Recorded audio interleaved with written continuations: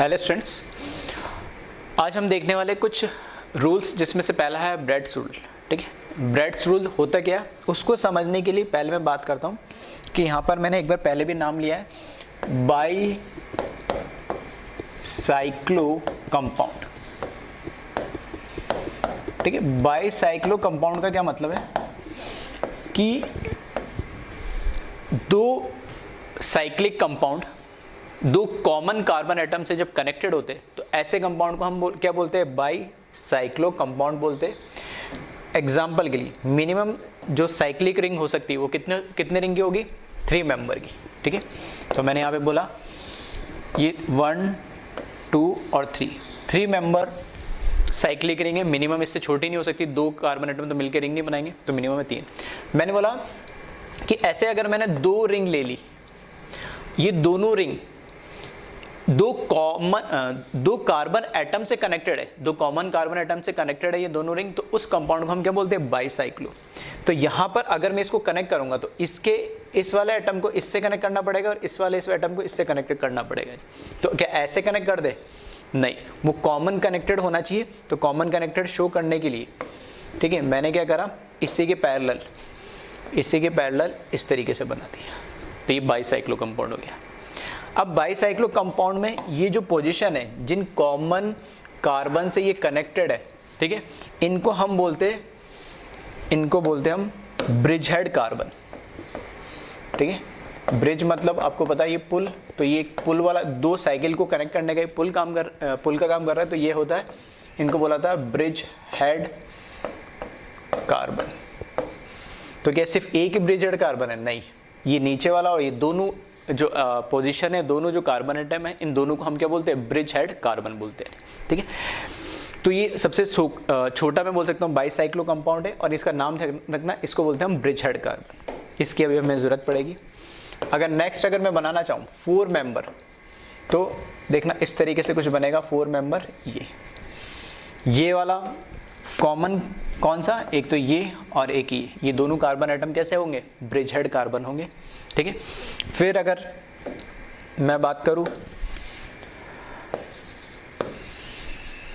6 member में अगर मैंने बनाया, ठीक है, तो ये भी पॉसिबल है। ठीक है, तो यहाँ पे ब्रिज हेड कौन हो जाएंगे, ये दोनों। फिर अगर मैं बात करूं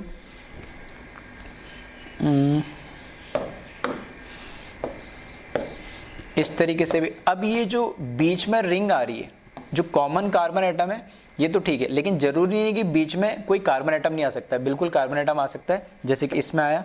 तो यहाँ पर क्या है, ये और ये एक रिंग, जैसे मैं बोल सकता हूँ, यहाँ तो चलो दिख रहा है 1 2 3 4 1 2 3 4, ये 2 लग। इस केस में क्या है, मैं से बोलूँगा एक ये जो रिंग है और एक ये जो रिंग है। ठीक है, इस तरीके से मान के चलो 6 मेंबर रिंग आपके प्लेन में, और एक इस साइड आगे की तरफ निकल रहा कार्बन और फिर नीचे आके कनेक्ट हो गया। ठीक है, तो एक तो ये रिंग बोल सकता हूँ और एक में ये रिंग बोल सकता हूँ। ठीक है, एक ये रिंग और एक ये प्लेनर वाली रिंग। तो ये कनेक्टेड तो किससे, 2 कार्बन एटम से। ये तो जरूरी नहीं है कि बीच में कोई बॉन्ड नहीं हो सकता, सिंगल बॉन्ड भी हो सकता है।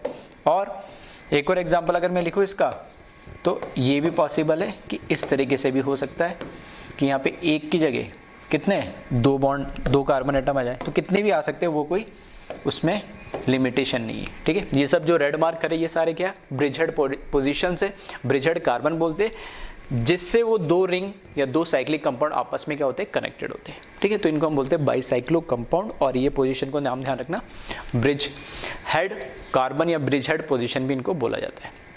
एक बार इसको कॉपी कर ले वीडियो पॉज करके।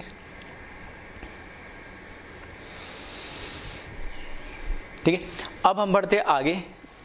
जो हम ब्रेड्स रूल जिसको पढ़ने वाले थे उसमें इसकी जरूरत थी, तो मैंने लिखा ब्रेड्स रूल क्या बोलता है, in bicyclo compound sp2 hybrid atom is not possible at bridge head position because it never be planar at bridge head position and become highly unstable. इसने बोला जो ब्रिज हेड पोजिशन है, उस bridge head position के ऊपर कभी भी जो एटम थे, ऊपर और नीचे 2 ब्रिज हेड पोजिशन होंगे, 2 ब्रिज हेड कार्बन होंगे। ठीक है, तो वो जो ब्रिज हेड पोजीशन है, जरूरी नहीं वहाँ कार्बन हो, कोई दूसरा एटम भी हो सकता है, कोई बड़ी बात नहीं, लेकिन वो जो ब्रिज हेड पोजीशन है वहां पे कभी भी वो एटम sp2 या sp, जब sp2 है ही नहीं तो sp तो पॉसिबिलिटी नहीं आती, sp2 नहीं हो सकता कभी भी हाइब्रिडाइज। क्यों? जैसे ही वो sp2 हाइब्रिडाइज होगा, sp2 हाइब्रिडाइजेशन का मतलब है कि वो वहां पे एटम कैसा होना चाहिए, प्लेनर। और जो दो रिंग चल रही है, तो एक रिंग ऐसे और एक रिंग ऐसे, तो आपस में प्लेनर हो ही नहीं सकती। अगर प्लेनर होगी तो एंगल स्ट्रेन उसमें बहुत ज़्यादा बढ़ जाएगा, और एंगल स्ट्रेन उसमें बहुत ज़्यादा बढ़ेगा तो इसकी स्टेबिलिटी भी क्या हो जाएगी, बहुत कम हो जाएगी, हाईली अनस्टेबल हो जाएगा। ठीक है, और अभी आगे समझेंगे एग्जांपल से।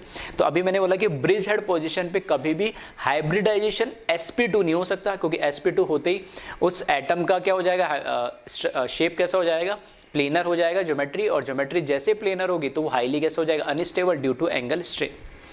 नेक्स्ट पॉइंट लिखा है, साइक्लिक कंपाउंड कंटेनिंग 8 और more than 8 atom may have sp2 hybrid atom at bridgehead position because it is stable due to less angle strain। फिर से वही वाली बात आ गई कि अगर कोई बाईसाइक्लो कंपाउंड है जिसके अंदर 8 या 8 से ज्यादा एटम है, तो उस केस में ब्रिज हेड पोजीशन पे sp2 हाइब्रिड एटम आ सकता है, क्योंकि जब रिंग जब जितना छोटा होता उतना ही उसमें एंगल स्ट्रेन क्या होता है ज्यादा। जैसे हमने जैसे 3 मेंबर में सबसे ज्यादा, फिर 4 में, फिर 5 में, तो जैसे जैसे साइज बढ़ती जाती है एंगल स्ट्रेन भी क्या होता जाता है, कम होता जाता है। तो जैसे जैसे मैं बोला कि 8 या 8 से ज्यादा एटम आ रहे किसी साइक्लिक रिंग के अंदर जो बाईसाइक्लो कंपाउंड बना रहा है, तो उस केस के अंदर ब्रिज हेड पोजीशन पे sp2 हाइब्रिड एटम पॉसिबल है। तब वो कैसे स्टेबल हो जाएगा, क्योंकि उसमें एंगल स्ट्रेन भी क्या हो जाएगा, कम हो जाएगा। ठीक है, तो ये 2 पॉइंट बहुत इंपॉर्टेंट है जिसको आप ध्यान रखें। तो इसको वीडियो पॉज करके कॉपी करें, फिर इस पे कुछ क्वेश्चन हम देखते हैं।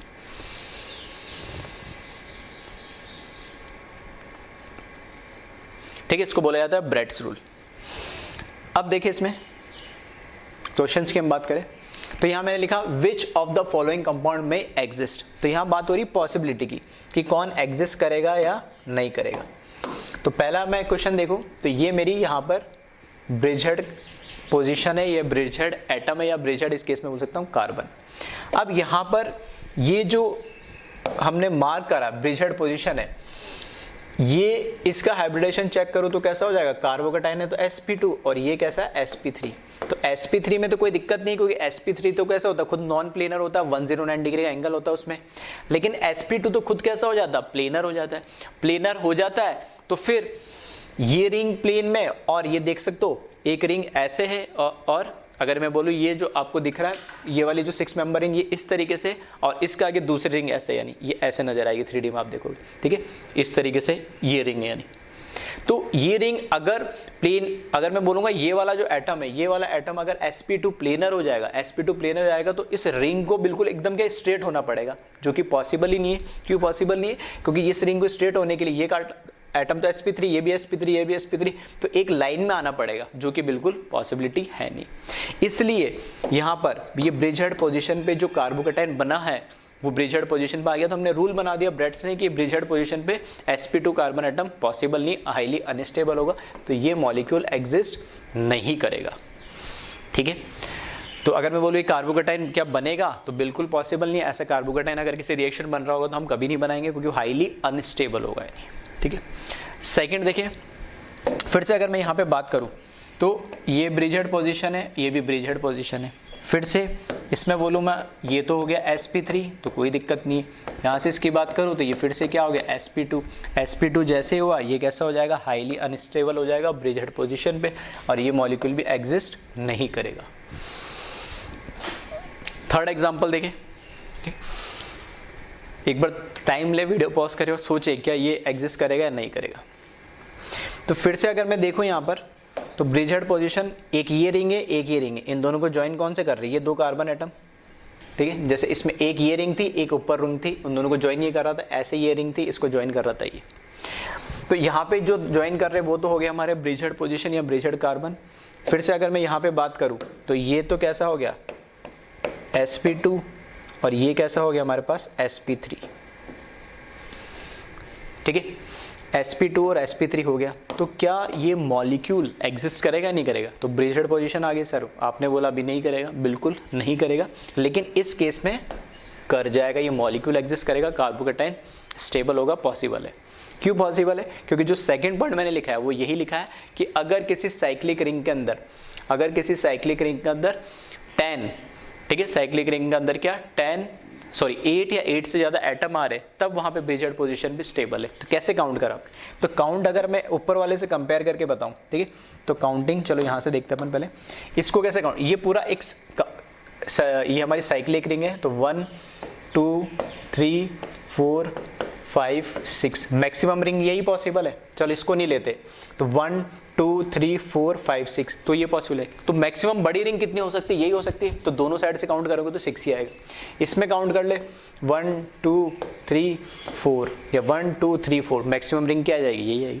इसमें काउंट करें, यहाँ से अगर मैंने काउंट करना शुरू करा 1 2 3 4 5 6, ये तो 6 ही है, लेकिन मैक्सिमम रिंग कितनी हो सकती है? 7 8 9 और ये कितना 10। तो ये 10 मेंबर रिंग है। उस 10 मेंबर रिंग के अंदर हमारे पास बाइसाइक्लो कंपाउंड बन रहा है। ठीक है, तो ये कैसे रिंग है? इसको मैं बोलूंगा यहाँ पे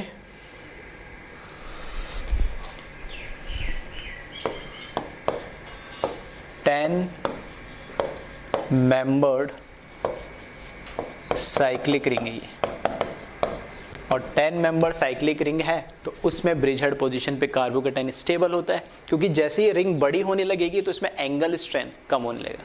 हाँ, यहाँ से अगर देखोगे तो ये एंगल आपको नजर भी आएगा, ये sp2 हो भी जाएगा। तो ये देखो 120 120 120 एग्जैक्ट नहीं बनेगा, लेकिन उससे कम बनेगा, लेकिन पॉसिबल है 120 के नियर बनेगा। लेकिन अगर आप यहाँ से देखोगे, ठीक है, यहाँ से देखोगे तो ये और ये एक ही साइड है, ये दो ऐसा है और एक ऐसा है, सामने की साइड आ रहा है। ठीक है, दो ऐसे बॉन्ड है और एक कैसे, यानी दो इस साइड में तो एक कैसे सामने की साइड जा रहा है। तो ये कभी 120 हो पाएंगे आपस में? नहीं, बहुत ज़्यादा एंगल स्ट्रेन होता है, इसलिए पॉसिबल नहीं है। ठीक है, फोर्थ देखिए इसमें, अगर मैं फोर्थ की बात करूँ, ठीक है, तो फोर्थ की बात करें तो वापस से इसमें ब्रिजहेड पोजीशन कौन सी? ये 2 है। इस बार ये भी sp3 है और नीचे वाला भी sp3 है, ये भी sp3 है और ये वाला एटम भी कैसा है? sp3 है। क्या यहाँ कार्बोकेटाइन बन रहा है? बिल्कुल नहीं। कार्बोकेटाइन कहाँ? यहाँ बन रहा है रिंग के कहीं। ब्रिजहेड पोजीशन के अलावा तो कहीं पे ही बना, वो तो कोई दिक्कत नहीं, लेकिन ब्रिजहेड पे नहीं बनना चाहिए क्योंकि वहाँ से 2 रिंग कनेक्टेड होती है। तो इसमें तो कोई दिक्कत है ही नहीं। तो यहाँ पे दूसरी जगह कहीं कार्बोकेटाइन बन जाए तो कोई दिक्कत नहीं, वो मॉलिक्यूल एग्जिस्ट करेगा। ठीक है, तो एक बार इतना पहले ये 4 एग्जाम्पल आप क्या करें, कॉपी कर ले, फिर हम आगे बढ़ते। ठीक है, वीडियो पॉज करके इसको कॉपी कर लेना। ठीक है, अगर रीज़न आपको याद नहीं रहता है, आपको लगता है अगर भूल जाएंगे तो रीज़न साइड बाय साइड लिखते रहना अपने तरीके से। ठीक है, एक्सप्लेन मेरी तरफ से मैं कर दे रहा हूँ सारे। फिर देखें नेक्स्ट,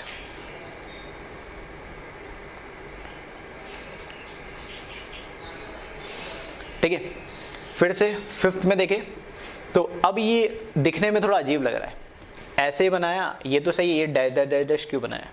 तो बिल्कुल ऐसा समझना, ये 2 जो रिंग है ना इस तरीके से है, यानी ठीक है, ये जो रिंग है, ये वाली रिंग और ये वाली रिंग इस तरीके से कनेक्टेड है।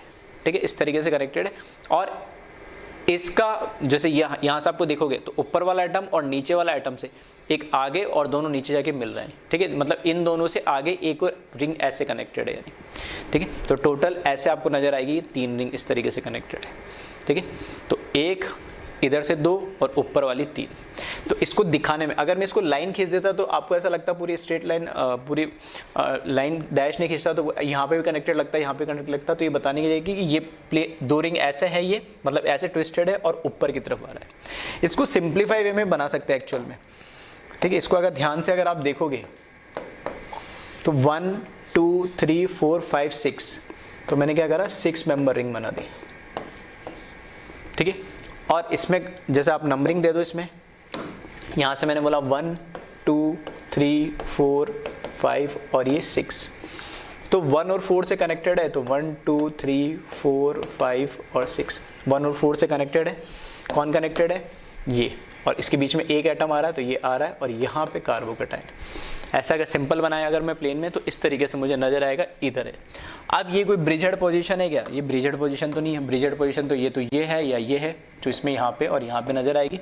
तो ब्रिजहेड पोजीशन पे कार्बोकेटाइन नहीं है, उसके अलावा कहीं पे भी होगा तो कोई दिक्कत नहीं है, तो ये एग्जिस्ट करेगा। नेक्स्ट देखे फिर इसी तरीके से इसमें अब की बार देखें तो अब की बार यहाँ पे ब्रिजहेड पोजीशन देखोगे कोई कनेक्शन कनेक्टेड का इधर से कनेक्टेड है, जहाँ से कनेक्टेड होती है रिंग उन्हीं को हम क्या बोलते हैं, ब्रिज हेड। तो यहाँ पे ये ब्रिज हेड है, ये ब्रिज हेड है, ब्रिज हेड पे फिर से क्या आ गया, sp2 कार्बोकेटाइन बन गया, कार्बोकेटाइन बनेगा तो ये मॉलिक्यूल एग्जिस्ट नहीं करेगा।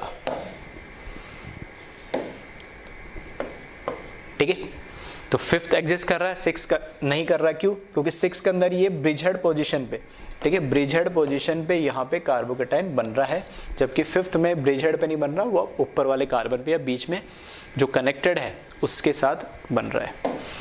फिर देखें सेवंथ में, अब एक ये रिंग है और एक इसके बाहर रिंग जा रही, इन दो कॉमन कार्बन एटम से कनेक्टेड है ये, तो ये क्या हो जाएंगे, इसके ब्रिज हेड कार्बन है। क्या यहाँ पर कोई कार्बोकेटाइन बन रहा? नहीं, यहाँ पे कार्बोकेटाइन बन रहा है, तो इससे तो कोई दिक्कत है ही नहीं, तो ये भी एग्जिस्ट करेगा। नेक्स्ट देखिए फिर एट्थ के अंदर, एट्थ में देखेंगे तो ये ब्रिज हेड पोजिशन और ये ब्रिज हेड पोजिशन, तो जरूरी नहीं है कि आपको कार्बोकेटाइन के फॉर्म में ही नजर आए, ठीक है, जरूरी नहीं है कार्बोकेटाइन के फॉर्म में नजर आए। यहाँ पे ये हाइब्रिडाइजेशन देखोगे तो डबल बॉन्ड की वजह से कैसा हो जाएगा, sp2, और यहाँ पर ये देखोगे तो कैसा है, sp3। तो डबल बॉन्डेड होने से भी तो हाइब्रिडाइजेशन चेंज होगा, कार्बोकेटाइन होना जरूरी नहीं। तो sp2 तो हो गया, और sp2 होने की वजह से मतलब क्या, प्लेनर होना चाहिए था, 120 डिग्री एंगल होना चाहिए था, जो कि पॉसिबल नहीं है। तो यहाँ पे जरूरी नहीं कार्बोकेटाइन के फॉर्म में हो, डबल बॉन्ड के फॉर्म में भी हो सकता है, तो ये एग्जिस्ट नहीं करेगा एट्थ वाला। ठीक है, फिर से कॉपी करें एक बार वीडियो पॉज करके।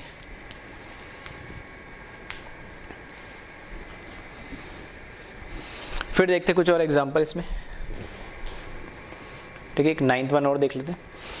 इसमें फिर से अगर मैं बात करूं, ये ब्रिज हेड पोजीशन है जहां से ये और ये रिंग कनेक्टेड हो रही है, इसके बीच में डबल बॉन्ड आ रहा है, ये एटम sp2, ये एटम sp2, ये तो sp3 है, इन पे तो कोई फर्क नहीं पड़ रहा। तो जब वो sp3 है तो बाकी तो कोई कुछ भी हो, उससे कोई फर्क नहीं पड़ेगा, ये एग्जिस्ट करेगा। ठीक है, तो कॉपी करें वीडियो पॉज करके एक बार।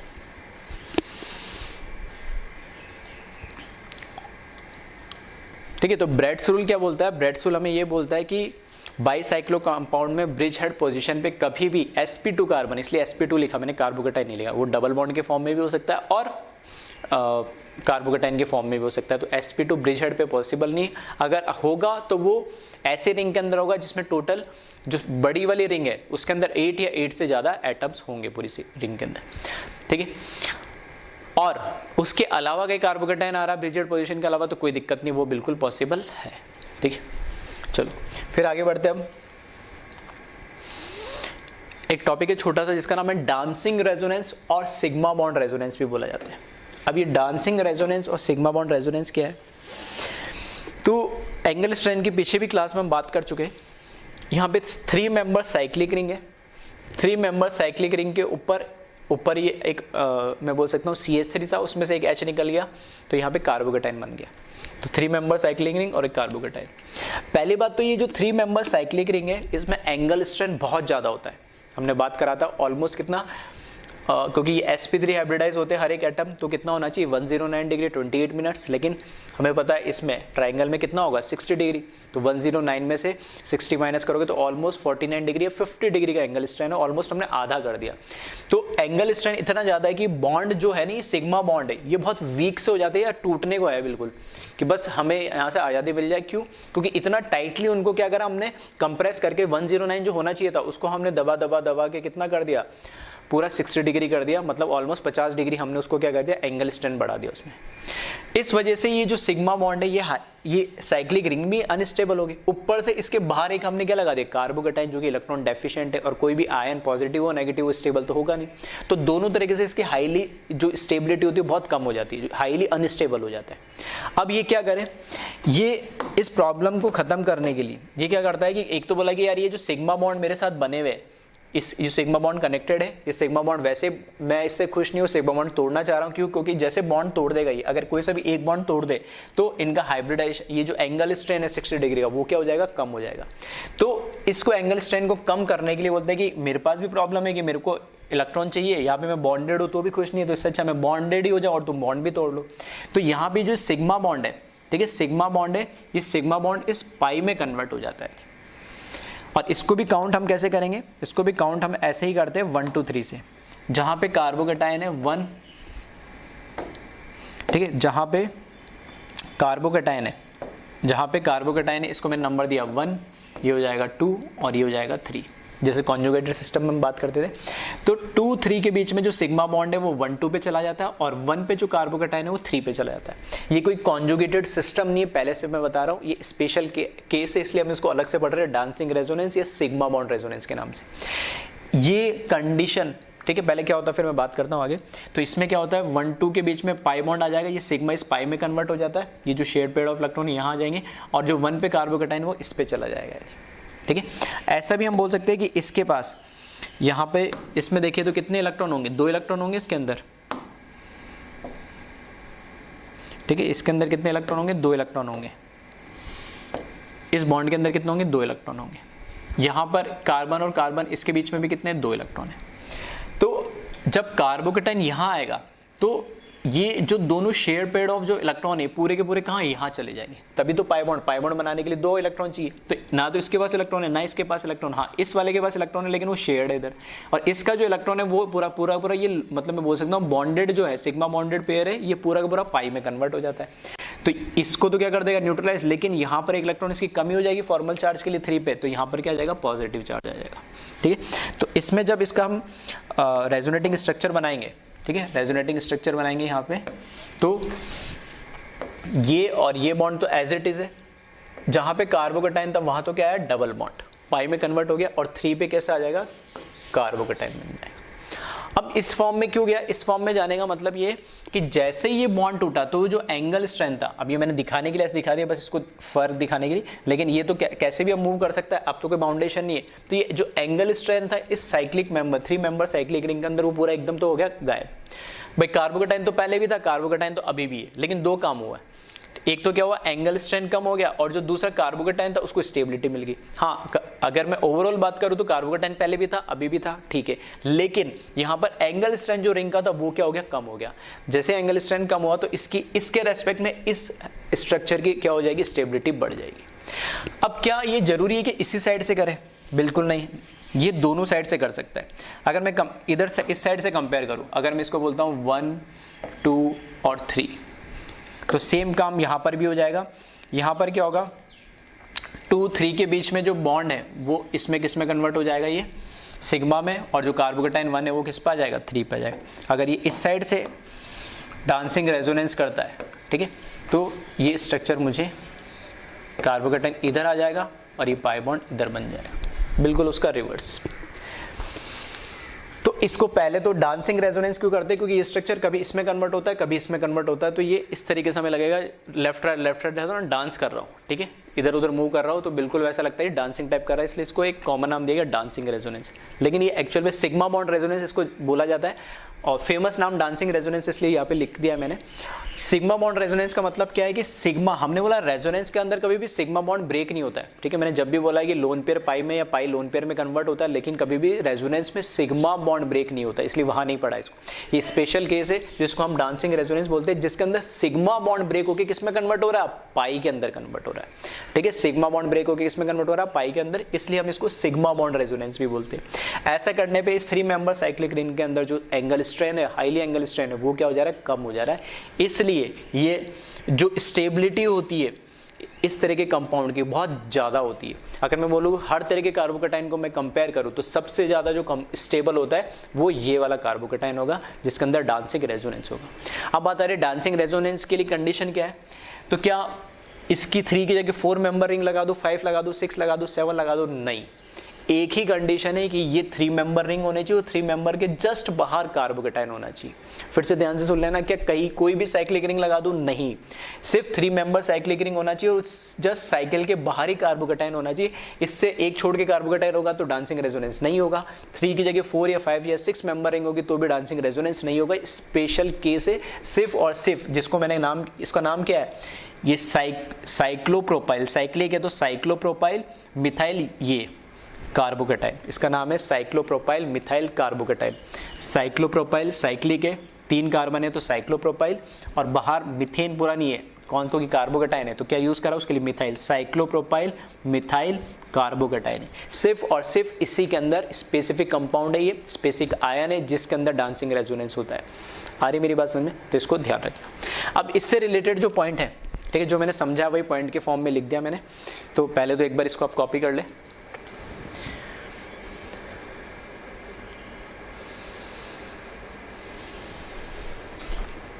ठीक है, अब यहाँ पर मैंने पॉइंट्स लिख दिए। पहला ये लिखा है 3 member cyclic ring have high angle strain that is 109 minus 60 that is 49 degree का एंगल स्ट्रेन है, due to which it is highly unstable. Due to low stability of ion, sigma bond in cyclic ring is very weak, therefore sigma bond break and convert into pi bond. ठीक है, तो जो मैंने समझा वही लिखा है शॉर्ट में कि इसमें एंगल स्ट्रेन की वजह से जो उसके अंदर सिग्मा बॉन्ड है साइकिल के अंदर वो बहुत ही क्या होते हैं, वीक होते हैं, और इसलिए वो सिग्मा बॉन्ड किस में कन्वर्ट हो जाते हैं, पाई में, ताकि एंगल स्ट्रेन से उसको क्या मिले, निजात मिले, मुक्ति मिले। ठीक है, तो ये पॉइंट भी आप कॉपी कर लें।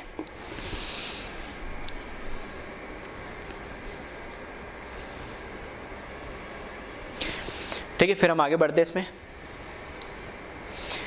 अब हमने क्या है, इफेक्ट तो सारे पढ़ लिए। अगर मैं बात करूँ इंडक्टिव पढ़ लिया हमने, hyper conjugation, reverse hyper conjugation, ठीक है, रेजोनेंस या मेसोमेरिक इफेक्ट या एरोमेटिसिटी, ठीक है, ऑलमोस्ट सारे इफेक्ट तो हमने पढ़ ही लिए। अब सारे इफेक्ट पढ़ लिए, तो अब कोई अगर मेरे पास कार्बोकेटाइन आया, फ्री रेडिकल आया या कार्बन आया, तो उसकी स्टेबिलिटी की हम बात करेंगे। तो कौन से इफेक्ट को मैं क्या प्रायोरिटी दूं? तो इन जनरल तो हम बोल देते क्या कि सबसे स्ट्रॉन्गर इफेक्ट होता है रेजोनेंस या मेसोमेरिक, उसके बाद होता है हाइपर कॉन्जुगेशन और उसके बाद होता है इंडक्टिव।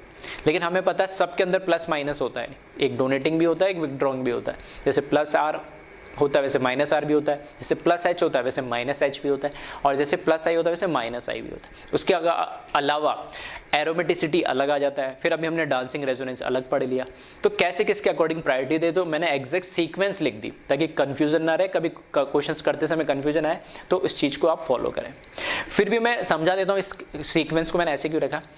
पहले मैंने बात करी priority order to check stability of carbocation. अगर कार्बोकेटाइन की स्टेबिलिटी चेक करने के लिए कोई क्वेश्चन आता है तो आप कैसे चेक करेंगे?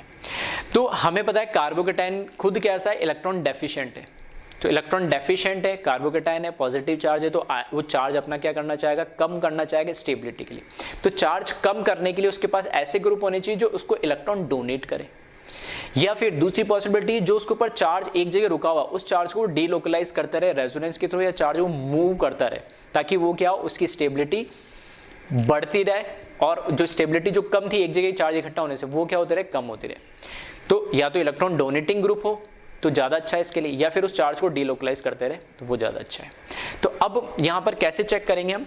तो सबसे पहले मैंने लिखा, सबसे पहले अगर कहीं पे भी डांसिंग रेजोनेंस बन रहा है, जो अभी हमने पढ़ा है, कहीं पे भी अगर डांसिंग रेजोनेंस बन रहा है कार्बोकेटाइन में, और ये सिर्फ और सिर्फ स्पेसिफिक बोल रहा हूँ, डांसिंग रेजोनेंस सिर्फ और सिर्फ 3 मेंबर साइकिल रिंग और उसके ऊपर जस्ट बाहर कार्बोकेटाइन होगा तभी होगा, और सिर्फ ये कार्बोकेटाइन के लिए एप्लीकेबल है, कार्बोनाइन या फ्री रेडिकल के लिए एप्लीकेबल नहीं है। डांसिंग रेजोनेंस कभी भी कार्बोनाइन या फ्री रेडिकल में नहीं होता, ये सिर्फ कार्बोकेटाइन में होता है, 3 मेंबर साइक्लिक रिंग के जस्ट बाहर जब कार्बोकेटाइन बनेगा।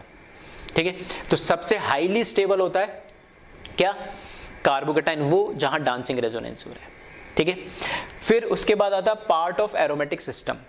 इसका क्या मतलब है, पार्ट ऑफ एरोमेटिक सिस्टम का, कि अगर कहीं पे कार्बोकेटाइन आ रहा है और वो कार्बोकेटाइन उस एरोमेटिक, मतलब अगर कोई कंपाउंड एरोमेटिक बन रहा है और उस एरोमेटिक बनने में उस कार्बोकेटाइन की भी वो कि मैं बोल सकता हूँ इन्वॉल्वमेंट है उस कार्बोकेटाइन की, मतलब वो कार्बोकेटाइन भी उस कॉन्जुगेटेड सिस्टम का पार्ट है, तब तो उसकी स्टेबिलिटी बहुत ज्यादा बढ़ जाएगी। क्यों? क्योंकि वो खुद कार्बोकेटाइन उस कंपाउंड को एरोमेटिक बनाने के अंदर इन्वॉल्व है। तो जैसे कोई कंपाउंड एरोमेटिक बनेगा तो उसकी स्टेबिलिटी बहुत ज्यादा बढ़ जाती है।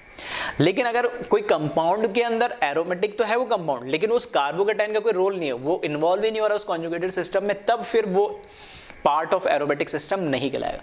तो यहां जो मैंने लिखा उसका मतलब समझा रहा हूं, पार्ट ऑफ एरोमेटिक सिस्टम, कि कंपाउंड एरोमेटिक हो लेकिन वो कार्बोकेटाइन भी उस कॉन्जुगेटेड सिस्टम का पार्ट होना चाहिए। लेकिन अगर कंपाउंड एरोमेटिक है और वो कार्बोकेटाइन उस कॉन्जुगेटेड सिस्टम का पार्ट नहीं है तो मैं उसको पार्ट ऑफ एरोमेटिक सिस्टम नहीं बोलूंगा। दोनों में डिफरेंस है। ठीक है, एग्जाम्पल से भी मैं समझाऊंगा। थर्ड मैंने लिखा प्लस एम या प्लस आर, क्योंकि मैंने अभी बोला कार्बोकेटाइन है तो इलेक्ट्रॉन की क्या होनी चाहिए, उसके पास कमी होगी तो इलेक्ट्रॉन देने वाले ग्रुप चाहिए। तो सबसे स्ट्रॉन्ग इफेक्ट क्या होता है, रेजोनेंस या मेसोमेरिक इफेक्ट होता है। तो प्लस एम या प्लस आर वाले जो भी ग्रुप होंगे या एटम होंगे वो उसकी स्टेबिलिटी को बढ़ाएंगे। उसके बाद आता है पार्ट ऑफ रेजोनेंस। ठीक है, अब एक तो है एरोमेटिसिटी, मतलब एरोमेटिक तो होता है वैसे स्टेबिलिटी बहुत ज्यादा बढ़ जाती है, लेकिन रेजोनेंस और एरोमेटिसिटी में फर्क क्या है कि रेजोनेंस में सिर्फ कॉन्जुगेशन होगा और एरोमेटिसिटी की स्पेशल कंडीशन आ गई जिसमें रेजोनेंस से भी ज्यादा हाई स्टेबिलिटी हो जाती है। तो अगर कोई कार्बोकेटाइन किसी रेजोनेंस या किसी कॉन्जुगेटेड सिस्टम का पार्ट है, एरोमेटिक नहीं हो रहा लेकिन कॉन्जुगेटेड सिस्टम का पार्ट है, तो भी वो चार्ज क्या होगा, डीलोकलाइज होगा, एक जगह रुकेगा नहीं, और एक जगह रुकेगा नहीं तो उसकी स्टेबिलिटी क्या हो जाएगी, बढ़ जाएगी। तो यहाँ पे जो नेक्स्ट फोर्थ पॉइंट लिखा है पार्ट ऑफ रेजोनेंस, उसका मतलब ये है कि अगर वो कार्बोकेटाइन है और वो कॉन्जुगेटेड सिस्टम का पार्ट है या रेजोनेंस का पार्ट है, तब उसकी स्टेबिलिटी वो बढ़ेगी क्योंकि वो चार्ज को डीलोकलाइज कर रहा है, एक जगह रुक नहीं रहा है। फिर उसके बाद मैंने बोला प्लस एच, एम के बाद डोनेटिंग के बाद डायरेक्ट एच मत लगाना, पार्ट ऑफ रेजोनेंस चेक कर लेना। फिर उसके बाद देखना प्लस एच, प्लस एच का मतलब है उसमें इलेक्ट्रॉन डेंसिटी क्या वो बढ़ाएगा हाइपर कॉन्जुगेशन के थ्रू।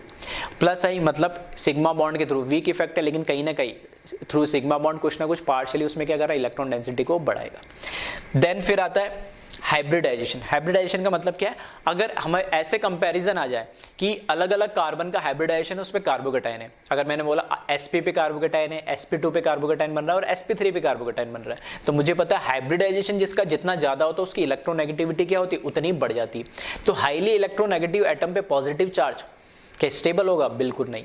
तो मैं बोलूंगा कि हाइब्रिडाइजेशन जैसे जैसे बढ़ रहा, हाइब्रिडाइजेशन sp से sp2 हो रहा है, sp3 हो रहा है, तो sp3 पे पॉजिटिव चार्ज मोर स्टेबल है as compare to sp2 than sp। क्यों? क्योंकि sp2 की इलेक्ट्रोनेगेटिविटी ज्यादा होगी तो उस पर पॉजिटिव चार्ज लेस स्टेबल होगा। फिर sp आ जाएगा तो वो तो और ज्यादा इलेक्ट्रोनेगेटिविटी बढ़ गई उसकी, और इलेक्ट्रोनेगेटिविटी बढ़ गई तो उस पर और पॉजिटिव चार्ज क्या हो जाएगा, हाईली अनस्टेबल हो जाएगा। तो ये हाइब्रिडाइजेशन का मतलब ये, ठीक है। सभी के मैंने कुछ कुछ एग्जांपल लिए ताकि आपको समझ में आए। फिर आया, अब मैंने बोला कि कार्बोकेटाइन तो है, ये सब तो अभी तक कुछ डोनेट करने वाले थे, कुछ रेजोनेंस या उसमें उसके इलेक्ट्रोनेगेटिविटी की बात करने वाले थे। अब जो आगे जो इफेक्ट लगे वो माइनस वाला आ गया। पहले कोई कार्बोकेटाइन में इलेक्ट्रॉन की कमी तो हमने देने वाले ग्रुप लगा दिया आगे। अब कार्बोकेटाइन में लेने वाले जो आ रहे, मतलब इलेक्ट्रॉन डेंसिटी और कम कर रहे और ज्यादा उसको अनस्टेबल कर रहे। तो अनस्टेबल कर रहे तो हमें ये देखना कौन कम अनस्टेबल कर रहा है। तो मैं देखूंगा कौन सा वीक, देते समय तो मैंने स्ट्रॉन्ग इफेक्ट आगे लगाया, लेकिन विड्रॉ करते समय मैंने कौन सा वीक इफेक्ट आगे लगाया। क्यों? क्योंकि उसमें विड्रॉ करने वाला कम होना चाहिए, उसको अनस्टेबल करने वाला बेकार होना चाहिए। अनस्टेबल करने वाला बहुत अच्छा हो गया, बहुत ज्यादा हाईली अनस्टेबल कर दे तो कार्बोकेटाइन कैसे हो जाएगा, और बेकार हो जाएगा। इसलिए यहाँ पे मैं देखना प्लस एम प्लस आर के बाद प्लस एच प्लस आई डोनेटिंग थे, लेकिन विड्रॉइंग में मैंने उल्टा लगा दिया, आई को पहले लगा दिया, क्योंकि वीक इफेक्ट होता तो धीरे कम खींचे या थोड़ा कम अनस्टेबलाइज करे। उसके बाद माइनस एच, उसके बाद माइनस एम, या इसको हम क्या लिख सकते हैं और माइनस आर भी लिखते हैं, ठीक है। और लास्ट में मैंने लिखा है पार्ट ऑफ एंटी एरोमेटिक। अगर कोई कार्बोकेटाइन इन्वॉल्व है किसी कंपाउंड के अंदर उसको एंटी एरोमेटिक करने में, तो फिर वो सबसे बेकार हो जाएगा। क्यों? एंटी एरोमेटिक होते वो पूरा कंपाउंड कैसा हो जा रहा है, हाईली अनस्टेबल हो जा रहा है, और उसमें वो कार्बोकेटाइन की भी सक्रियता है, उस कार्बोकेटाइन का भी इन्वॉल्वमेंट है, तब तो फिर वो बहुत खतरनाक कार्बोकेटाइन है, ठीक है। तो वो और उसको अनस्टेबलाइज करेगा तो वो अच्छी चीज नहीं है, ठीक है। तो क्योंकि अक्सर क्या होता है, जनरली लोग प्लस एम प्लस एच और प्लस यानी एम इफेक्ट या आर इफेक्ट और एच इफेक्ट और आई इफेक्ट ज़्यादा एरोमेटिक एंटी एरोमेटिक इतना बता के छोड़ देते। तो लेकिन जैसे क्वेश्चन में जैसे कोई ट्विस्ट आता है तो बच्चा कंफ्यूज हो जाता है कि कौन सा लगाऊं कौन सा नहीं लगाऊं, ठीक है। तो वैसे लॉजिकली तो सब समझ में आ जाएगा, फिर भी मैंने अपनी तरफ से एक ऑर्डर बना दिया, प्रायोरिटी ऑर्डर, ताकि उसको जब इंप्लीमेंट करो तो कन्फ्यूजन ना रहे कहीं पे भी, ठीक है। तो इस ऑर्डर को लिख ले, इसी ऑर्डर के अंदर, इसी प्रायोरिटी ऑर्डर के अंदर इसको क्वेश्चन सॉल्व करते समय अप्लाई करें। तो एक बार कॉपी कर ले वीडियो पॉज करके, फिर क्वेश्चंस देखते हैं इसमें हम।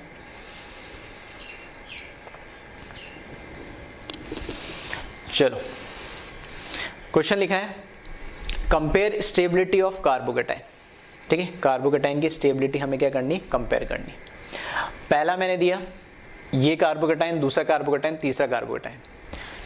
यहां पर अगर मैं देखूं कार्बोकेटाइन, कार्बन के ऊपर पॉजिटिव चार्ज और उससे नीचे 3 मेंबर साइक्लिक रिंग, 1, 2 और 3, मतलब एक बार इसके साथ डांसिंग रेजोनेंस करेगा, एक बार इसके साथ डांसिंग रेजोनेंस और एक बार इसके साथ डांसिंग रेजोनेंस। तो 3 बार डांसिंग रेजोनेंस करेगा, और डांसिंग रेजोनेंस वाला तो हाईली स्टेबल होता है।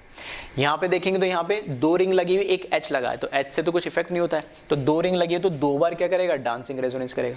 यहाँ पे 1 रिंग लगी है तो 1 बार डांसिंग रेजोनेंस करेगा एक रिंग के साथ। तो यहाँ पे एक रिंग में 2 जगह पॉजिटिव चार्ज आएगा, इधर 2 रिंग में तो 4 जगह आ जाएगा, इधर 3 रिंग मतलब 6 जगह, मतलब चार्ज बहुत ज्यादा डीलोकलाइज होगा। तो ज्यादा सबसे स्टेबल कौन सा हो जाएगा, सबसे ज्यादा स्टेबल हो जाएगा जिसके अंदर तीन डांसिंग रेजोनेंस की पॉसिबिलिटी है।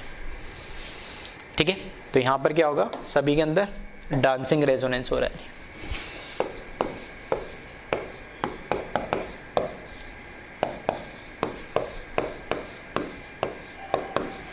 ठीक है, फिर देखें सेकंड वाला। सेकंड वाले में के अंदर अगर मैं बात करूं तो डबल सिग्मा वैकेंट कॉन्जुगेटेड है, साइक्लिक है, सारे sp2 हाइब्रिडाइज है। ठीक है, और 2 पाई इलेक्ट्रॉन हो रहे हैं, 2 पाई इलेक्ट्रॉन आ रहे हैं यहाँ पे, तो कैसा हो जाएगा, ये एरोमेटिक हो जाएगा। यहाँ पर देखें साइक्लिक है, डबल सिग्मा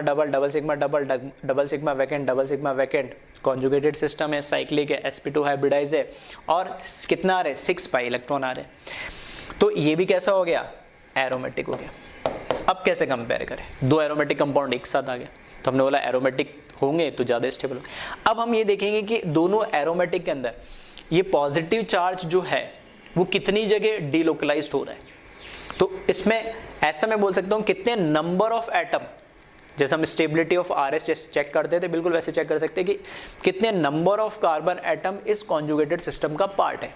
तो मैं अगर यहाँ से काउंट करता हूँ 1 2 3, तो यहाँ से क्या होगा, यहाँ कार्बोकेटाइन आ जाएगा और पाई बॉन्ड इधर आ जाएगा। ये एक बार पॉसिबिलिटी क्या है, 1 2 3, तो यहाँ कार्बोकेटाइन आ जाएगा, मतलब 3 जगह, तीनों एटम पे कार्बोकेटाइन क्या होगा, रेजोनेटिंग स्ट्रक्चर जब बना के देखोगे दोनों, तो इसमें तीनों कार्बन एटम पे पॉजिटिव चार्ज आएगा। यहाँ पर देखोगे तो 1 2 3, ठीक है, फिर 1 2 3, फिर 1 2 3, मतलब नंबर ऑफ एटम जो इसमें इन्वॉल्वमेंट है इसके अंदर वो कितना आ रहा है, इसके अंदर पूरे 7 है, जबकि इसमें कितना आ रहा है, 3 आ रहे हैं। तो 3 एटम का कॉन्जुगेशन हो रहा है यहाँ पे, जबकि यहाँ पे 7 एटम में कॉन्जुगेशन हो रहा है। तो जो इलेक्ट्रॉन का फ्लो हो रहा है, चार्ज का फ्लो हो रहा है, वो ज्यादा एटम में होगा।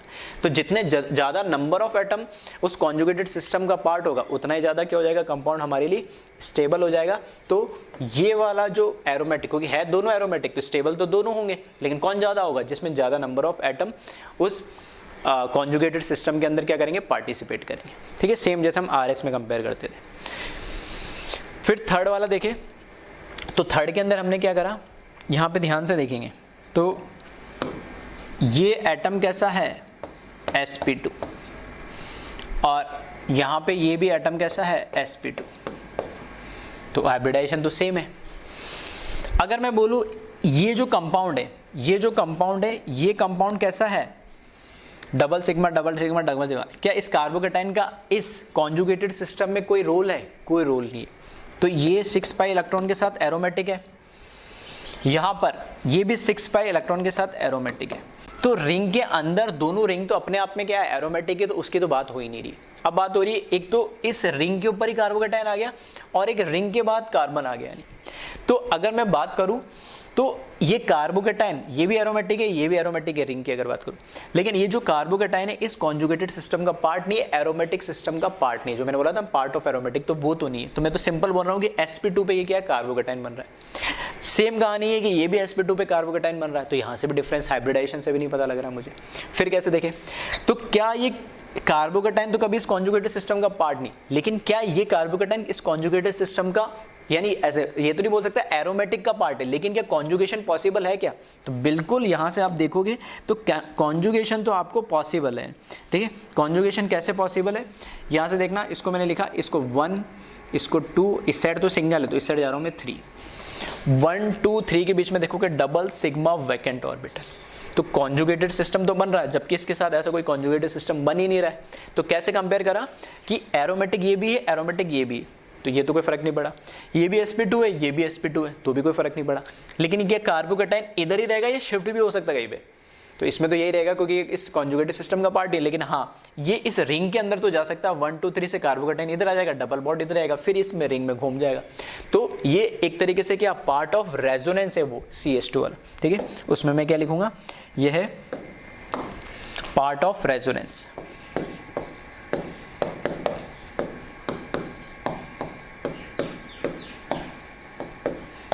ठीक है, आ रही बात कैसे कंपेयर कर रहा हूं मैं, तो ठीक है, बहुत छोटी छोटी सी बातें, लेकिन हाँ इंपॉर्टेंट है, जो ताकि आपको क्वेश्चन सॉल्व करने में क्या होगा, ये हेल्प करेंगे। तो अगर दोनों में अगर मैं बात करूँ कार्बोकेटाइन कौन ज़्यादा स्टेबल है, तो ये वाला ज़्यादा स्टेबल होगा। ठीक है, तो एक बार कॉपी करें इनको, फिर आगे देखते कुछ क्वेश्चन और।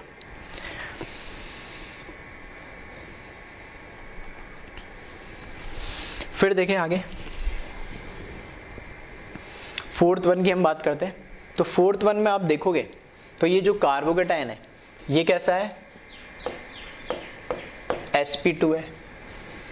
ये कार्बोकेटाइन की अगर मैं बात करूं, ठीक है, तो ये कैसा आ गया, या ज़्यादा बेटर क्या है, चलो इसको ऐसे समझते हैं, नहीं ठीक है, थोड़ा समझने में इजी होगा।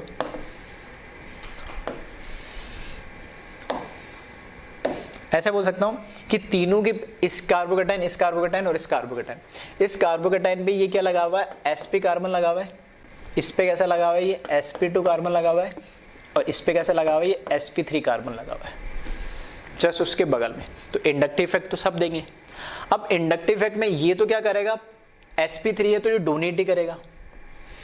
ये कैसा आ गया, sp2 आ गया तो ये विड्रॉ करेगा, और ये sp आ गया तो ये और ज्यादा विड्रॉ करेगा, क्योंकि इलेक्ट्रोनेगेटिविटी अब क्या होती जा रही, बढ़ती जा रही है। तो जैसे जैसे इलेक्ट्रोनेगेटिविटी बढ़ेगी, हाइब्रिडाइजेशन के अकॉर्डिंग मैं स्टेबिलिटी बता सकता हूँ कि सबसे ज्यादा स्टेबल तो कौन सा होगा, ये, उसके बाद ये, और सबसे ज्यादा ये, ठीक है। या मैं ऐसे भी लिख सकता हूँ यहाँ पे, जैसे मैंने यहाँ पे लिखा इसके लिए, ये तो देगा +I, ये देगा -I, और ये भी देगा -I, और दोनों में से -I इसका ज़्यादा होगा क्योंकि ये sp इलेक्ट्रोनेगेटिविटी बढ़ गई तो ज़्यादा इलेक्ट्रॉन को क्या करेगा, विड्रॉ करेगा। नेक्स्ट फिफ्थ देखें। फिफ्थ के अंदर अगर मैं बात करूं तो बेंजीन रिंग, उसके ऊपर CH2+, benzene ring CH2+, benzene ring CH2+। Carbocation benzene ring से कनेक्टेड, और उसके नीचे देखोगे NO2 C2 CH3 और CH3 तीन अलग अलग क्या लगे हुए, ग्रुप लगे हुए। तो मैं कैसे कंपेयर करूं, तो कार्बोकेटाइन ऊपर है तो कार्बोकेटाइन इस रिंग में भी आ सकता है, क्यों, क्योंकि यहाँ पे कहीं ना कहीं ऐसे ही होगा, डबल सिंगल डबल, तो डबल सिंगल वैकेंट ऑर्बिटल होगा, डबल सिंगल वैकेंट ऑर्बिटल है तो कॉन्जुगेटेड सिस्टम का पार्ट है 1 2 3, तो इस रिंग में भी आ जाएगा, रिंग में आएगा तो रिंग में इलेक्ट्रॉन डेंसिटी कमी होगी। तो हमें कार्बोकेटाइन को अल्टीमेटली क्या करना है, स्टेबल करना है। नहीं, कार्बोकेटाइन को स्टेबल करना है तो हमें ऐसा ग्रुप चाहिए जो इलेक्ट्रॉन की डेंसिटी को वहाँ बढ़ाए, ठीक है। तो बढ़ाने के लिए तीनों ग्रुप को हम क्या कर ले, कंपेयर कर ले। तो यहाँ जो CH3 है, हमें पता है CH3 कैसा देता है, क्योंकि यहाँ पे जब आप देखोगे, ठीक है, यहाँ पे जब आप देखोगे तो डबल सिंगल डबल ऐसे ही होगा कहीं ना कहीं, ठीक है। चलो मैं इसको वैसे बना ही देता हूँ इसमें, ठीक है। Double sigma double, double single double और डबल सिंगल डबल, ठीक है। तो यहां देखें डबल सिंगल और CH3, डबल सिंगल और CH3, और CH3 को और सिंप्लीफाइड वे में मैं अगर लिखना चाहूँ, ठीक है, CH3 को अगर मैं और सिंप्लीफाइड वे में लिखना चाहूँ तो H H और क्या H, ठीक है, 3 H आ जाएंगे। तो डबल सिग्मा कार्बन, तो डबल से जो, डबल एल्कीन से जो कनेक्टेड होता है, ये एल्कीन है डबल बॉन्डेड, ये क्या कहलाएगा, अल्फा कार्बन, और ये क्या कहलाएंगे, इनके अल्फा हाइड्रोजन। तो क्या हो जाएगा, हाइपर कॉन्जुगेशन हो जाएगा। डबल बॉन्डेड कार्बन से जो कार्बन कनेक्टेड होता है sp3 कार्बन, उसको हम बोलते हैं अल्फा कार्बन, और उनसे कनेक्टेड होते हैं हाइड्रोजन को बोलते हैं अल्फा हाइड्रोजन।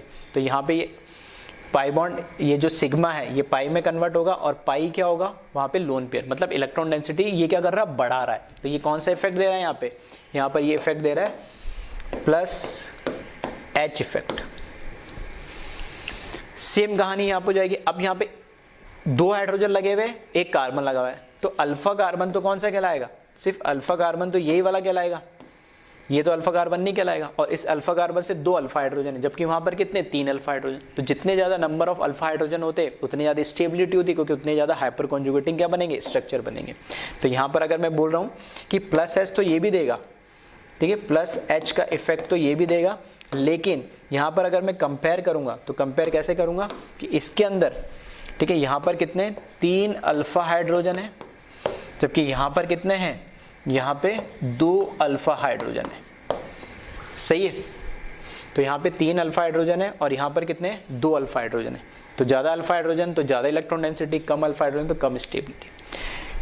NO2 की अगर बात करूँ तो मैं देखना यहाँ पे 1, यहाँ से अगर मैं काउंट करता हूँ इसको 1 2 3 4, कॉन्जुगेटेड सिस्टम दिख रहा है, डबल सिग्मा डबल। फिर यहाँ पर अगर मैं बात करूँ कैसा ग्रुप है ये, ठीक है।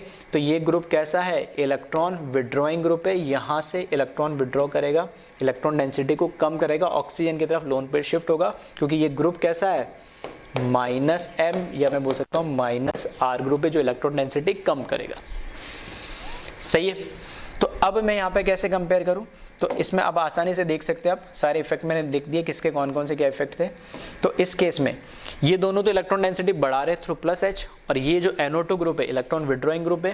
कंडीशन क्या थी, हमने देखा था कि या तो नाइट्रोजन के पास खुद के बाद लोन पेयर वैकेंट ऑर्बिटल होना चाहिए जो कॉन्जुगेटेड सिस्टम से कनेक्टेड है, या फिर उससे पीछे डबल बॉन्डेड या triple bonded more electronegative atom होना चाहिए। तो वो कंडीशन फुलफिल कर रहा है, तो -m या -r लग रहा है। अब तीनों में देखें तो इलेक्ट्रॉन डेंसिटी सबसे ज़्यादा इसमें बढ़ेगी, फिर इसमें बढ़ेगी, और सबसे कम ये तो इलेक्ट्रॉन डेंसिटी इसमें क्या होगी अल्टीमेटली कम होगी। दोनों में से इसमें ज़्यादा क्यों बढ़ रही है, क्योंकि इसमें अल्फा ज़्यादा है, इसमें अल्फा कम है, और इसमें तो -m इफेक्ट आ रहा है। ठीक है, तो कॉपी करें इसको वीडियो पॉज करके। ठीक है, तो अलग अलग टाइप की कुछ मैंने एग्जांपल लेने की कोशिश करी ताकि जो मेरा प्रायोरिटी ऑर्डर लिखा है, ठीक है, उसको थोड़ा सा जस्टिफाई कर पाऊँ। फिर भी इनके अलावा भी काफ़ी एग्जांपल्स और आपको मिल जाएंगे देखने को क्वेश्चंस, ठीक है, वहाँ पे आप इनको अप्लाई कर सकते हैं। तो इसको कॉपी कर ले।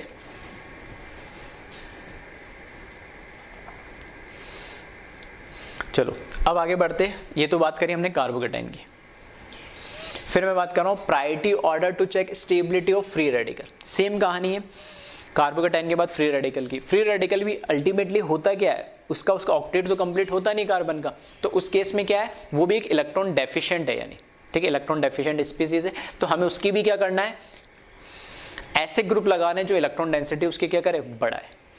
अब इलेक्ट्रॉन डेंसिटी उसकी बढ़ाए, तो अब हमें चाहिए वो ग्रुप या वो एटम्स जो इलेक्ट्रॉन डेंसिटी बढ़ाते हैं, मतलब प्लस वाले पहले चाहिए, और जो कम करे तो हमें वो चाहिए जो जिनका इफेक्ट कम होता है, या छोटा इफेक्ट होता है, या लेस इफेक्ट होता है। ठीक है, तो उसी ऑर्डर में लिखा है। अब यहाँ देखोगे तो वहाँ तो इफेक्ट बहुत सारे थे, यहाँ कुछ कम हो गए। यानी कम क्यों हो गए, क्योंकि अगर मैं यहाँ से कंपेयर करूँ, कार्बोकेटाइन से कंपेयर करूँ, तो यहाँ सबसे पहले लिखा मैंने डांसिंग रेजोनेंस। तो मैंने बोला डांसिंग रेजोनेंस क्या है, वो सिर्फ और सिर्फ कार्बोकेटाइन में होता है, तो फ्री रेडिकल में या कार्बोनाइन में नहीं मिलेगा, तो ये हट गया। फिर मैंने बोला पार्ट ऑफ एरोमेटिक सिस्टम, तो कार्बोकेटाइन एरोमेटिक सिस्टम का पार्ट हो सकता है, लेकिन कभी भी फ्री रेडिकल एरोमेटिक सिस्टम का पार्ट नहीं हो सकता है, क्योंकि 4n+2 पाई इलेक्ट्रॉन आना चाहिए, मतलब इवन नंबर ऑफ इलेक्ट्रॉन मिलने चाहिए। That means 2, 6, 10, 14, 18 on so on. कभी भी 3, 5, 9, 11 इस तरह के कभी भी इलेक्ट्रॉन हुए तो वो कभी भी एरोमेटिक बनेगा ही नहीं, हकल्स रूल को फॉलो नहीं करेगा।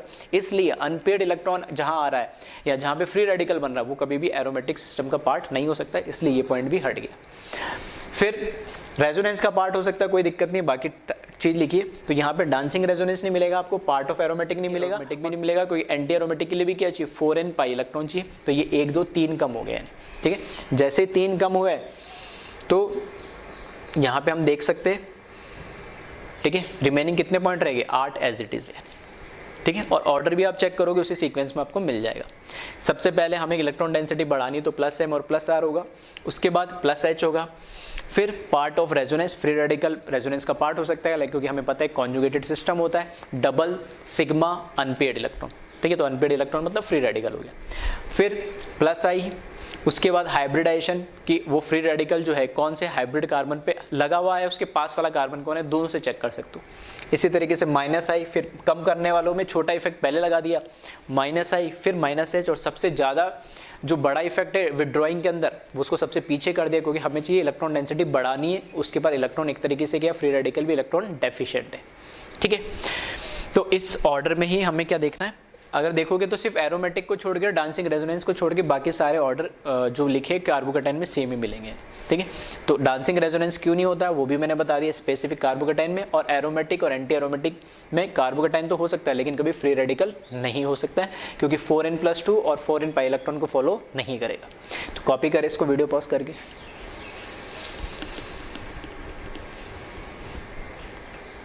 फिर इसमें हम कंपेयर करें क्वेश्चंस को। ठीक है, तो compare the stability of free radical लिखा है। फिर से यहाँ पर अगर मैं देखूँ पहले केस में, तो यहाँ पे फ्री रेडिकल है। इसके बाद में फिर से मैं बात कर सकता हूँ, ये कैसा कार्बन है, sp3 कार्बन है। ये कार्बन कैसा है, sp2 कार्बन है। या मैं ये कार्बन कैसे बोल सकता हूँ, sp। इसको भी बोल सकता हूँ मैं, इसको भी sp बोल सकता हूँ, इसको sp2 और इसको sp3 भी बोल सकते हैं, कोई दिक्कत नहीं। ठीक, कंपेयर करने में कोई दिक्कत नहीं। तो हमें पता है कि इलेक्ट्रॉन डेंसिटी क्या करेगा, इलेक्ट्रॉन डेंसिटी जो sp3 है वो तो बढ़ाएगा, तो ये तो सबसे अच्छा हो जाएगा।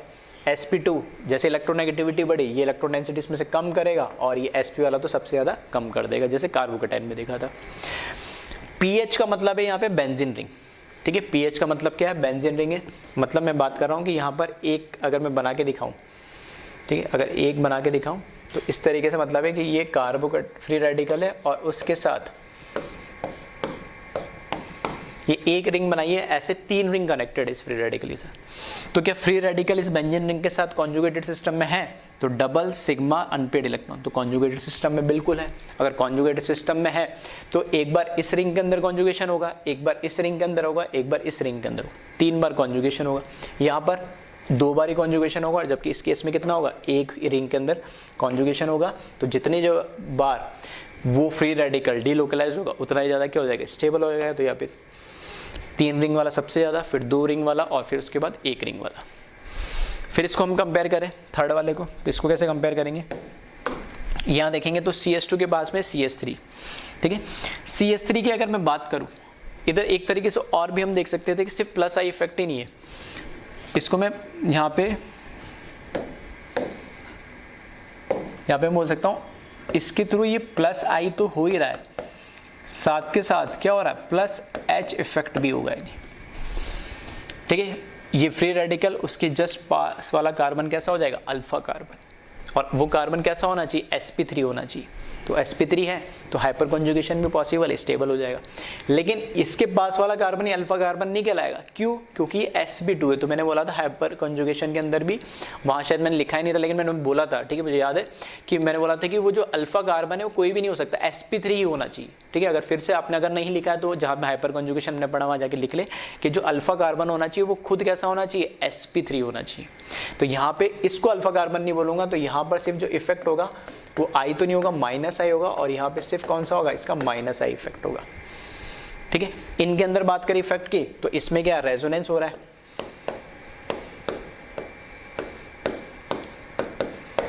ठीक है, और इसकी यहाँ पे बात करें तो फिर मैं यहाँ पे कह रहा था कि अल्फा कार्बन है तो 3 अल्फा हाइड्रोजन हो जाएंगे, 3 अल्फा हाइड्रोजन आएंगे, तो प्लस आई तो है ही, साथ में क्या हो जाएगा, यहाँ पे प्लस H इफेक्ट भी हो जाएगा। सेम कहानी है फ्री रेडिकल, तो ये भी अल्फा कार्बन, ये भी अल्फा कार्बन, ये भी अल्फा कार्बन। तो अब काउंट कैसे करें, तो प्लस आई और प्लस एच तो दोनों में है, तो यहाँ पे भी प्लस आई हो गया एंड यहाँ पे भी क्या हो गया, प्लस एच हो गया। इसकी बात करें तो ये कैसा हो जाएगा, अल्फा कार्बन, ये भी कैसा है, अल्फा कार्बन। ठीक है, और आई तो दे ही रहा है, तो यहाँ पे मैं लिख रहा हूँ प्लस आई तो होगा ही, प्लस एच भी होगा। अब आई और एच सब में हो रहा है तो कैसे कंपेयर करें, तो पहले इन दोनों की बात कर दे। इन दोनों में अगर मैं बात करूं तो यहाँ पर अल्फा एच कितने वो आप काउंट कर ले, यानी तो अल्फा एच काउंट करेंगे यहाँ पे, तो यहाँ पे कितने 3 है, तो यहाँ पे 3 अल्फा एच है। इसमें अल्फा एच काउंट करें तो एक कार्बन पे 3 हाइड्रोजन होंगे, तो 3 6 और 3 9, तो यहाँ पे 9 अल्फा हाइड्रोजन होंगे। और इसकी बात करें हम तो 1 2 3 4 अल्फा हाइड्रोजन होंगे। तो फिर क्या सबसे ज़्यादा स्टेबल ये, फिर ये, फिर ये। ठीक है, तो ये ऑर्डर गलत है। क्यों गलत है, क्योंकि इसमें एक चीज़ और ऐड हो गई है। ठीक है, अगर किसी को नज़र आई है तो बहुत अच्छी बात है। यहाँ पे ध्यान से अगर देखोगे, ठीक है, अगर मैं इसको इस तरीके से काउंट करूँ 1 2 3, क्या बन रहा है यहाँ पे,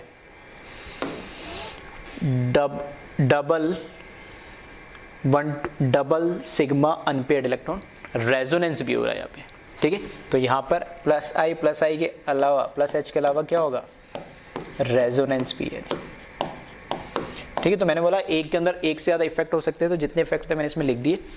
ठीक है, तो डोमिनेटिंग इफेक्ट तो क्या होगा, एच होगा इन दोनों में से, और यहाँ पे डोमिनेटिंग इफेक्ट क्या होगा, एच से भी ज़्यादा क्या होगा, रेजोनेंस। एच तो सभी में हो रहा है लेकिन इसमें रेजोनेंस एक्स्ट्रा हो रहा है, तो सबसे ज़्यादा जो स्टेबल होगा वो कौन सा हो जाएगा, ये हो जाएगा।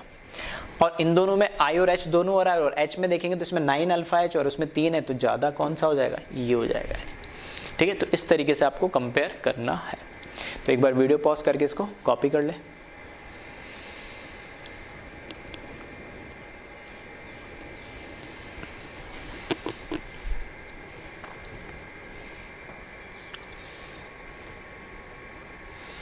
ठीक है। फिर बात करते हैं, हमने कार्बोकेटाइन की बात कर ली, फ्री रेडिकल की बात कर ली, अब हम बात करते हैं कार्बोनाइन की। तो प्रायोरिटी ऑर्डर ऑफ कार्बोनाइन, ठीक है, priority order to check the stability of carbanion. तो कार्बोनाइन का मतलब ही क्या होता है, जिसके पास इलेक्ट्रॉन डेंसिटी क्या है, ज़्यादा है। तो इलेक्ट्रॉन डेंसिटी को हमें क्या करना है, अब की बार कम करना है। तो ऐसे ग्रुप और ऐसे एटम्स हमें आगे लगाने जो इलेक्ट्रॉन को क्या करे, विड्रॉ करे, ताकि उस नेगेटिव चार्ज डेंसिटी को कम कर सके। तो अब की बार जैसे कार्बोकेटाइन और फ्री रेडिकल में माइनस वाले पीछे लगे थे, अब की बार आगे लग जाएंगे, और प्लस वाले जो बढ़ा रहे उनको क्या कर देंगे, पीछे कर देंगे उस रिवर्स ऑर्डर में। ठीक है, तो जैसे कार्बोकेटाइन के लिखा वैसे इसमें लिखा मैंने। सबसे पहले पार्ट ऑफ एरोमेटिक, फिर से देखोगे तो उसमें 10 पॉइंट है, कार्बोकेटाइन में 11 थे, क्योंकि वहाँ डांसिंग रेजोनेंस था। डांसिंग रेजोनेंस ना फ्री रेडिकल में होता है ना कार्बोनाइन में होता है, बार बार बोल रहा हूँ मैं, वो स्पेसिफिक 3 मेंबर साइक्लिक रिंग में होता है। बाकी अगर एक हटा दोगे तो कितने बचेंगे, 10, तो इसमें भी 10 आ रहे हैं। तो सबसे पहले उसके बाद था पार्ट ऑफ एरोमेटिक, तो अगर कोई कार्बोनाइन एरोमेटिक का पार्ट है तो वो ज़्यादा स्टेबल होगा। फिर -m या -r इलेक्ट्रॉन को, क्योंकि हमें क्या करना है, विड्रॉ करना है। फिर उसके बाद रेजोनेंस, अगर वो कार्बोनाइन किसी कॉन्जुगेटेड सिस्टम का पार्ट है, रेजोनेंस कर रहा है, तो वो ज़्यादा स्टेबल होगा, चार्ज डिलोकलाइज्ड होगा, एक जगह नहीं होगा। फिर -h, फिर -i, सबसे डोमिनेटिंग m होता है, फिर h होता है, फिर i होता है, जिस ऑर्डर में मैंने लगा दिया। फिर हाइब्रिडाइजेशन वही कि अगर मैंने बोला sp कार्बन पे नेगेटिव चार्ज, इलेक्ट्रोनेगेटिविटी ज़्यादा है, तो नेगेटिव चार्ज को होल्ड करने की कैपेबिलिटी ज़्यादा होगी। sp2 कार्बन पे अगर नेगेटिव चार्ज है तो उसकी कैपेबिलिटी क्या होगी, कम हो जाएगी। फिर क्योंकि ये डोनेट इलेक्ट्रॉन डेंसिटी ऑलरेडी उस पर, अगर इलेक्ट्रॉन डेंसिटी बढ़ाएंगे तो वो क्या करेगा, उसको अनस्टेबल करेगा। इसलिए जो कम इलेक्ट्रॉन डेंसिटी बढ़ाए उनको हमने पहले लगाया, तो पहले +i लगाया जो सिग्मा बॉन्ड के थ्रू बढ़ाता है, +h, ठीक है, हाइपर कॉन्जुगेशन, और +m+r ये डोमिनेटिंग इफेक्ट होता है सबसे ज़्यादा, तो सबसे पीछे लगा दिया। और सबसे लास्ट में, ठीक है, ऐसा नहीं कि वहाँ कार्बोकेटाइन में रिवर्स ऑर्डर लिखना है तो पार्ट ऑफ एंटी एरोमेटिक को भी सबसे पहले ले जाए। एंटी एरोमेटिक का मतलब तो है ही अनस्टेबल, अब वो कार्बोकेटाइन बनाए या कार्बोनाइन बनाए, तो वो तो सबसे लास्ट में आना ही आना है। ठीक है, तो ये प्रायोरिटी ऑर्डर लिख ले, फिर इस पर भी कुछ क्वेश्चंस देखते हो।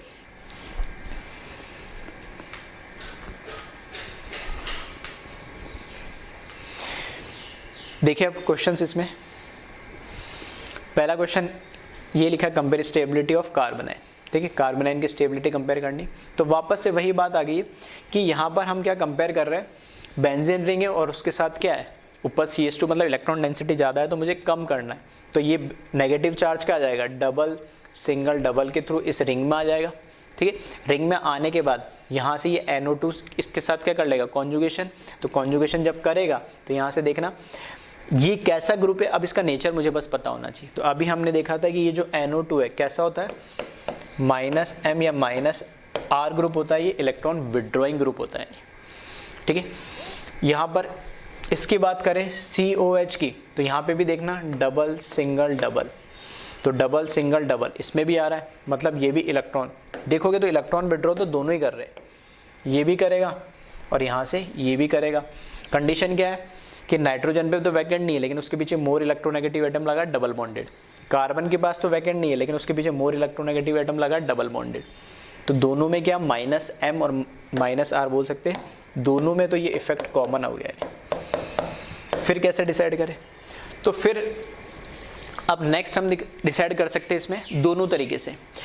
आई इफेक्ट से देख लें, H तो देगा नहीं, आई इफेक्ट में देखेंगे कि इससे लगा हुआ नाइट्रोजन और इससे लगा हुआ कार्बन किसके अंदर क्या आई इफेक्ट किसका ज़्यादा है, यानी माइनस है, क्योंकि कार्बन से नाइट्रोजन लगा, इसकी इलेक्ट्रोनेगेटिविटी ज़्यादा है। इस कार्बन से कार्बन ही लगा, बस ये कार्बन sp2 हाइब्रिडाइज, क्योंकि यहाँ डबल बॉन्डेड आ रहा है। तो इलेक्ट्रोनेगेटिविटी से भी कंपेयर कर सकते हैं -i से, तो हमें पता है नाइट्रोजन और कार्बन में से -i इफेक्ट किसका ज़्यादा होगा, नाइट्रोजन का। ठीक है, या अगर मैं बोल रहा हूँ कि यहाँ पे भी -i आ रहा है और यहाँ पर भी क्या आ रहा है, -i आ रहा है, -m -r दोनों में कॉमन आ रहा है, -i भी दोनों में कॉमन आ रहा है, लेकिन -i किसका ज़्यादा होगा, -i ज़्यादा होगा किसका, इसका, क्योंकि यहाँ पे नाइट्रोजन के थ्रू नाइट्रोजन उसमें सिग्मा बॉन्ड को पुल करेगा और यहाँ पे कार्बन करेगा जो sp2 हाइब्रिडाइज है, तो उसकी इलेक्ट्रोनेगेटिविटी नाइट्रोजन की तो ज़्यादा ही होगी। ठीक है, तो यहाँ पे स्टेबल कौन होगा, जो ज़्यादा इलेक्ट्रॉन को विड्रॉ करेगा, तो ये वाला ज़्यादा स्टेबल होगा। ठीक है, क्या मैंने बोला, फिर से वीडियो को रिवाइंड करके सुन लेना, समझ में आ जाएगा। मैंने बोला कि -M -R तो दोनों शो कर रहे हैं, कंडीशन को फुलफिल कर रहे हैं, लेकिन अब कैसे डिसाइड करें, तो मैंने फिर किस पे गया, मैं -I पे गया। तो इससे डबल बॉन्डेड, इस मतलब जो कॉन्जुगेटेड ग्रुप से लगा हुआ है, ये ग्रुप लगा हुआ है नाइट्रोजन, और यहाँ पे कौन लगा है, कार्बन। दोनों में से ज़्यादा इलेक्ट्रोनेगेटिविटी किसकी, नाइट्रोजन की। तो जो ज़्यादा इलेक्ट्रोनेगेटिव हो, ज़्यादा इलेक्ट्रॉन को पुल करेगा सिग्मा बॉन्ड के थ्रू, तो एज कम्पेयर टू दिस इसको ज़्यादा स्टेबल करेगा। या मैं ऐसे भी बोल सकता हूँ, जो NO2 ग्रुप का है, ठीक है, -M जो इफेक्ट होता है NO2 ग्रुप का, वो ज़्यादा स्ट्रॉन्गर होता है as compare to CHO aldehyde से। क्यों? क्योंकि यहाँ पे इलेक्ट्रॉन को विड्रॉ करने के लिए, खुद नाइट्रोजन तो इलेक्ट्रोनेगेटिव है, उसके पीछे 2 ऑक्सीजन लगे हुए, जबकि यहाँ पर कार्बन के खुद लेस इलेक्ट्रोनेगेटिव और ऑक्सीजन भी 1 लगा हुआ है। तो ऐसे भी हम इसको एक्सप्लेन कर सकते हैं। फिर आ जाए नेक्स्ट कंपेरिजन में, जो मैं आपको बता रहा था, कार्बन, ये कार्बन कैसा हो गया, इसके पीछे जो कार्बन लगा है ये sp कार्बन हो गया, इससे पीछे जो कार्बन लगा है ये sp2 हो गया, और इससे पीछे जो कार्बन लगा है ये sp3 हो गया। तो हमें चाहिए इस नेगेटिव चार्ज जो इसके ऊपर आ रहा है, उसको इलेक्ट्रॉन को विड्रॉ करने वाला, ठीक है, इलेक्ट्रॉन को विड्रॉ करने वाला। लेकिन ये जहाँ पे जो कार्बन है sp, इसकी इलेक्ट्रोनेगेटिविटी सबसे ज़्यादा होगी, इसकी इलेक्ट्रोनेगेटिविटी उससे कम होगी, और sp3 की तो सबसे कम होगी। उल्टा ये तो क्या करेगा, डोनेट ही करेगा। तो अगर मैं कंपेयर करूँ तो इलेक्ट्रॉन विड्रॉ सबसे ज़्यादा sp वाला करेगा, उससे कम sp2, और ये तो डोनेट करेगा, तो इसको अनस्टेबलाइज करेगा। ठीक है, तो एक बार वीडियो पॉज करके कॉपी कर ले दोनों, फिर आगे क्वेश्चंस देखते हैं हम।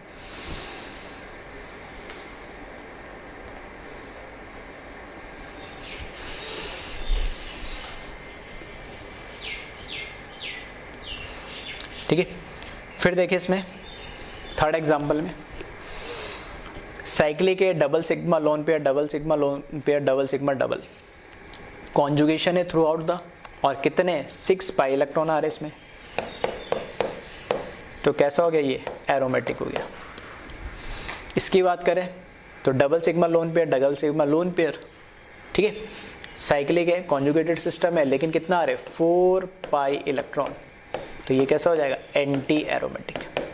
तो ऑब्वियस ही बात है, जो एरोमेटिक होगा ये, ठीक है, एक एरोमेटिक एक एंटी एरोमेटिक। लेकिन मैं इस एग्जांपल से ये बताना चाह रहा हूँ कि ये एग्जांपल है लोन सॉरी, जो कार्बन आयन है ये पार्ट ऑफ एरोमेटिक है, जबकि ये कार्बन आयन क्या है, पार्ट ऑफ एंटी एरोमेटिक है।